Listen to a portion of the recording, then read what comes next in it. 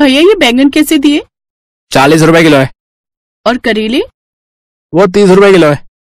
सभी सब्जियों में आग लगी पड़ी है। सब इतना महंगा है कि गरीब आदमी कुछ खा ही नहीं सकता। गरीब आदमी के लिए ये भिंडी है, आप इसे खा लीजिए, सिर्फ 10 रुपए किलो। अच्छा ठीक है, तो इसे ही पैक कर दो। रीना भिंडी की सब्जी लेकर घर आ जाती है और रात को खाने में वही बना देती है। लेकिन भिंडी की सब्जी देखते ही उसके सास ससुर नाक सिकोड़ लेते हैं। ये क्या बहू, ये भिंडी खा खा कर मैं बोर हो चुका हूँ। इसे भी सब्जी के अलावा और कुछ नहीं मिलता, जो बार बार यही बना देती है। माँ जी आजकल यही सबसे सस्ती सब्जी है, सबसे कम दाम में यही मिलती है। ना जाने कब ये गरीबी के दिन खत्म होंगे। लोगों की बहुएं बाहर जा जाकर काम करती हैं। एक मेरी बहू है जो कुछ काम करना ही नहीं चाहती, बस सारा दिन इससे आराम करवा लो। आप ऐसा क्यों बोल रहे हो माँ जी? मैं तो खुद कुछ काम शुरू करना चाहती हूँ, लेकिन क्या करूँ वही समझ नहीं आ रहा। माँ, आपने जो ये कुरकुरी भिंडी बनाई है, ये तो बड़ी ही स्वादिष्ट है, खाकर मजा आ गया। अगर आप ये बाहर बेचो ना तो आपको अच्छे पैसे मिलेंगे। मेरी सहेली है ना रेनू, उसके पापा भी राजमा चावल का ठेला लगाते हैं। अच्छा, फिर तो मैं भी ये काम शुरू कर सकती हूँ, क्या पता अच्छी आमदनी हो जाए। रीना ने अपने पाँव की पायल बेची और जरूरत का सामान लाकर खुद का काम शुरू कर दिया। लेकिन उस रोज मुश्किल से उसके पास 1-2 ग्राहक ही आए। शाम को वो वापस घर आई तो उसने सबको खाने में वो बची हुई भिंडी की सब्जी ही दे दी। मैं तो तंग आ गया हूँ ये भिंडी की सब्जी खाकर, मुझे पनीर खाना है, लेकर जा इसे। अच्छे से जानती हूँ उसकी ये भिंडी रोटी बिकी नहीं होगी, इसलिए घर लेकर आ गई। अब वहाँ किसी ने नहीं खाई तो हमें खिलाने आ गई। माँ जी, फेंकने से तो अच्छा है कि इसे हम ही खा लें। अनाज का अपमान तो नहीं किया जा सकता ना। अब तू कल की आई हुई छोकरी मुझे सिखाएगी कि घर कैसे चलाते हैं। हमें नहीं खाना ये, जा हमारे लिए अंडा भुर्जी या पनीर बना कर लेकर आ। रीना रोते हुए वहां से चली गई और बाजार से अंडे खरीद कर ले आई और उसकी अंडा भुर्जी बनाकर उन्हें दी। रीना बड़ी समझदार थी, वो घर खर्च में अपने पति का हाथ बटाना चाहती थी, इसलिए कोई न कोई काम करना चाहती थी और इसलिए उसने सब्जी रोटी का ठेला लगा लिया। ऐसे ही उसे कुछ दिन हो गए। आधा दिन निकल गया और अभी तक बस 4-5 ग्राहक ही आए हैं। अगर ऐसा ही चलता रहा तो मेरी सास मेरा ठेला बंद करवा देगी। तभी एक राजू नाम का ग्राहक उसके ठेले पर आया और उसने उसे ये कहते हुए सुन लिया, मेरी मानो तो अपना ठेला कहीं और लगा लो, तभी तुम्हें अच्छा मुनाफा होगा। रीना को उसकी बात सही लगती है और वो घर आकर इस बारे में अपने पति से बात करती है। लेकिन तुम जानती हो ना, रीना कहीं और काम जमाना इतना आसान नहीं होता। तुम्हें कुछ दिन ही हुए हैं और नई जगह जाएंगे तो वहां भी पैसे लगाने पड़ेंगे और अभी हमारे पास और पैसे नहीं है। अगर ऐसा ही चलता रहा तो जो थोड़े बहुत पैसे हैं हमारे पास वो भी कहीं खत्म ना हो जाए। अगर मैंने ठेला बंद कर दिया तो मेरी मेहनत बेकार हो जाएगी और अभी कुछ ही महीने तो बीते हैं। कुछ दिन और चलाकर देख लेती हूँ, क्या पता अच्छी कमाई हो जाए। वो कुछ दिन और उस ठेले को चलने देती है, लेकिन अभी भी उसकी कुछ खास कमाई नहीं होती, इसलिए थक हार कर वो उस ठेले को बंद ही कर देती है। ऐसे कुछ समय और बीता और अब मनोहर यानी ससुर जी की तबीयत खराब हो जाती है। वो उन्हें गांव के डॉक्टर के पास लेकर जाते हैं। देखिए, इनकी तबीयत ज्यादा खराब है, अब इन्हें शहर ले जाइए, वहां के किसी बड़े डॉक्टर को दिखाइए। राजीव और रीना अपने पास जमा की गई थोड़ी सी जमा पूंजी लेकर चले जाते हैं, जहां सारा पैसा उसके बाबूजी के इलाज में लग जाता है। कुछ दिन के बाद वो वापस गांव लौट आते हैं और अब राजीव और भी ज्यादा परेशान रहने लगता है। आप इतना दुखी क्यों हैं जी? रीना, जो भी पैसे थे वो तो बाबूजी के इलाज पर लग गए और अब घर में आर्थिक स्थिति बहुत खराब हो गई है।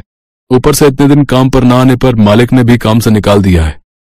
मेरी कुछ समझ में नहीं आ रहा है कि मैं क्या करूं। अब रीना उसे हौसला देते हुए कहती है, आप कल ही कोई दूसरा काम ढूंढने चाहिए, क्या पता कोई अच्छी नौकरी मिल जाए। तुम ठीक कहती हो। अगले दिन ही वो काम ढूंढने चला गया, लेकिन हर जगह उसे निराशा ही हाथ लगी। फिर एक जगह एक बिल्डिंग बन रही थी जहां ईंट ढोने का काम उसे मिल जाता है, लेकिन वो रोज इतना ही कमा पाता जिससे वो 2 वक्त की रोटी खा सके। फिर एक रोज अचानक मनोहर को तेज खांसी उठने लगी। सुनिए जी, क्या हुआ आपको? राजीव बेटा, राजीव, देखो ना तुम्हारे बाबा की क्या हालत हो गई।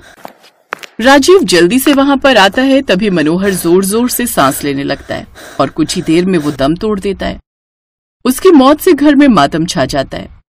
तो वहीं राजीव को भी अपने बाबा के जाने का बड़ा दुख था।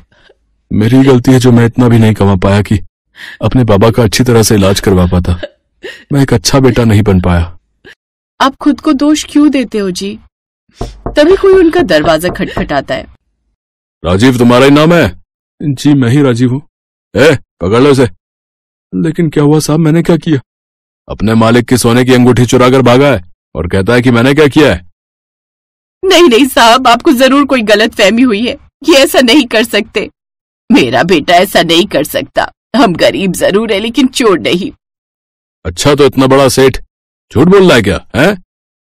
पुलिस राजीव को पकड़ कर ले जाती है। अब रीना और उसकी सास घर में अकेली रह जाती हैं और अब लगातार इन हादसों से उसकी सास भी बीमार रहने लगती है। हे भगवान, ये कैसे कैसे दिन देखने पड़ रहे हैं हमें। घर में राशन पानी सब खत्म हो गया और ऊपर से माँ जी की हालत भी कुछ ठीक नहीं है। ऐसे में उनकी दवाइयाँ कहाँ से आएंगी? लगता है अब समय आ गया एक बार फिर से अपना काम धंधा शुरू करने का। अब उसके पास और कोई चारा नहीं था, लेकिन अब उसके पास पैसे नहीं थे कि वो फिर से काम शुरू कर सके। तभी एक औरत उसका पता पूछते हुए वहां आई। रीना ने जैसे ही उसे देखा उसे गले से लगा लिया, क्योंकि वो और कोई नहीं बल्कि उसकी बचपन की सहेली प्रेरणा थी, जिसकी शादी शहर में हुई थी, लेकिन कुछ दिन पहले ही वो गांव वापस लौटी थी। तुझे याद है रीना, तू बचपन में स्कूल के टिफिन में अक्सर भिंडी लाती थी। क्या मजा आता था। तेरे हाथों की भिंडी कितनी टेस्टी होती थी। आज फिर वही बनाकर खिला देना। अच्छा ठीक है, मैं बनाकर ले आती हूँ। रीना जैसे ही रसोई में गई तो सारे डब्बे खाली पड़े थे। घर में थोड़ी सी भिंडी थी, लेकिन तेल, मसाले और आटा सब खत्म था। वो जल्दी से पीछे की तरफ से सामने वाली कमला काकी के घर गई और थोड़ा सा सामान ले आई और उसने फिर भिंडी और रोटी बनाई। वाह रीना, अब तो मजा आ गया। कितना मस्त बना है। वैसे जीजू कहाँ है? फिर रीना उसे रोते हुए सारी बात बताती है। डोंट वरी रीना, मेरे हस्बैंड शहर के जाने माने वकील हैं और मैं उनसे इस बारे में बात करती हूँ। और तब तक तू ये पैसे रख और खुद का भिंडी ठेले का व्यापार शुरू कर और साथ ही भिंडी रोटी के साथ लस्सी भी बेच। फिर तेरी भिंडी सबको पसंद आएगी। गर्मियों में सबको यही तो चाहिए। रीना को उसकी बात सही लगी।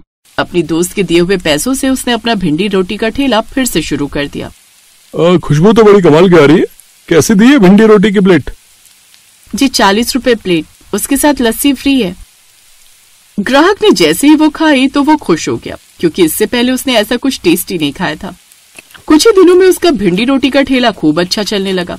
अब वो अपनी सास को अच्छे से डॉक्टर के पास ले गई और उनका इलाज करवाया।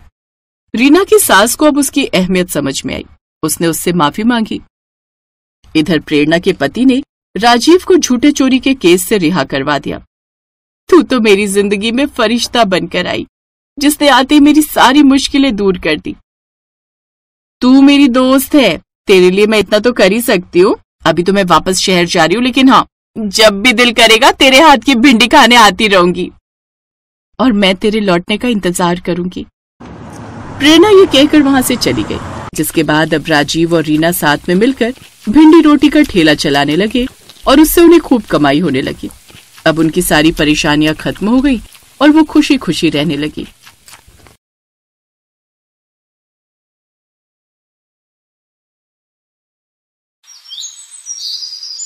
पूर्वी की माँ शांति घरों में सफाई बर्तन का काम करती थी।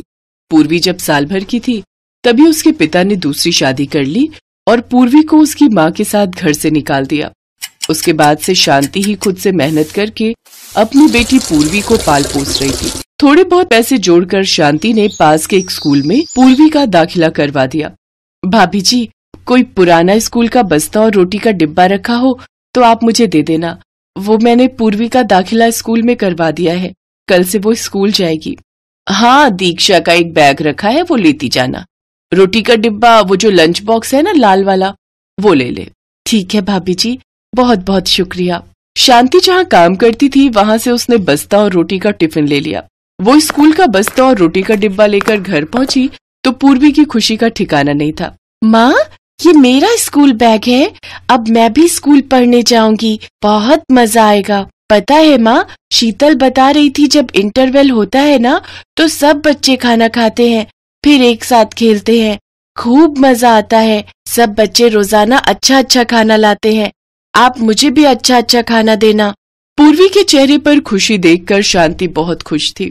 पर वो जानती थी कि वो अच्छा अच्छा खाना अपनी बेटी को नहीं दे सकती। वो तो जो रूखा सूखा बनाती है वही उसके टिफिन बॉक्स में दे सकती है। अगले दिन शांति पूर्वी के लंच बॉक्स में रोटी और थोड़ी सी सब्जी रख देती है। पूर्वी स्कूल पहुंचती है। लंच टाइम में सब बच्चे अच्छा अच्छा खाना खा रहे थे। पूर्वी चल लंच करते हैं, इंटरवल हो गया है। हाँ ठीक है चल। शीतल आज तू क्या लाई है लंच में? आज मैं सैंडविच लाई हूँ। और तू क्या लाई है? मेरा तो आज पुलाव खाने का मन था तो मम्मी ने आज पुलाव बना कर दिया है। और पूर्वी तू क्या लाई है? अरे तू तो रोटी सब्जी लाई है, वो भी थोड़ी थोड़ी है। ये कोई लंच थोड़ी होता है। इतना बोरिंग। पूर्वी ये तो तू अकेले बैठ कर खा। सभी बच्चे मिलकर खाना खा रहे थे पर पूर्वी बिल्कुल अकेली थी। वो अपनी थोड़ी सी सब्जी और सूखी रोटी अकेले ही खा रही थी। कुछ देर के लिए वो उदास हो गई, पर उसके बाद फिर से सब बच्चों का ध्यान पढ़ाई में लग गया तो वो इस बात को भूल गई। पर अब पूर्वी रोजाना ही थोड़ी सी सब्जी और रोटी लाने लगी। अब कोई भी बच्चा उसके साथ बैठकर लंच नहीं करता था। क्या पूर्वी तू रोजाना ही रोटी सब्जी ले आती है?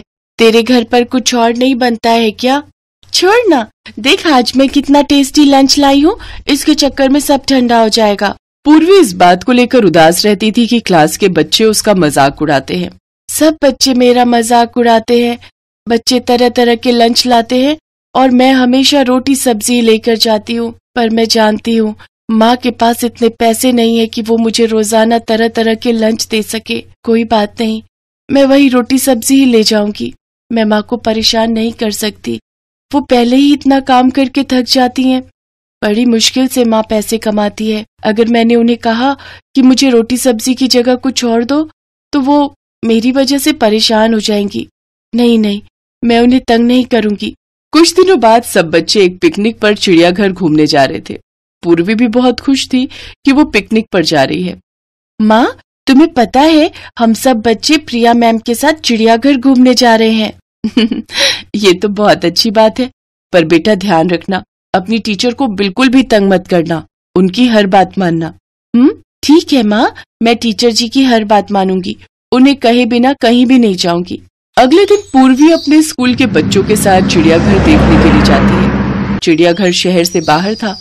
सबने चिड़ियाघर देखा और वापसी लौटने लगे। तभी रास्ते में स्कूल की बस खराब हो गई। स्कूल की एक और बस आगे निकल गई थी। ड्राइवर मैकेनिक को लेने के लिए चला गया। उसे लौटने में काफी वक्त लग रहा था।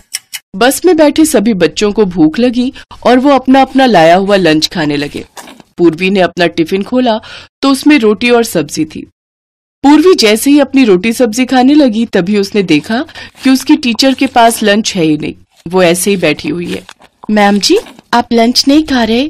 नहीं बेटा, बच्चों को बस में बिठाने के चक्कर में मेरा लंच वाला थैला मैं चिड़ियाघर में ही भूल आई। अब तो हम बहुत आगे निकल आए हैं और बस भी खराब हो गई है, इस वजह से मैं वापस जाकर ला भी नहीं सकती थी। कोई बात नहीं, तुम खाओ, जब हम स्कूल पहुंच जाएंगे तब मैं कुछ खा लूंगी। बच्चों सब अपना अपना लंच करो। सब बच्चे आपस में मस्ती करते हुए अपना अपना लंच कर चुके थे। बच्चे नींद में थे तो सब बस में ही सो गए। ड्राइवर मैकेनिक को ले आया था। मैकेनिक बस को ठीक कर रहा था। भैया अभी बस ठीक होने में कितना समय लगेगा? मैडम जी अभी 1 घंटा और लग जाएगा, बाकी कोशिश कर रहे हैं थोड़ी जल्दी हो जाए। अगर 1 घंटा ठीक होने में लगा तो हमें स्कूल पहुंचते पहुंचते 2 घंटे तो मानकर चलो शाम के 7 बज ही जाएंगे। प्रिंसिपल मैडम को फोन कर देती हूँ, वो चिंता कर रही होंगी।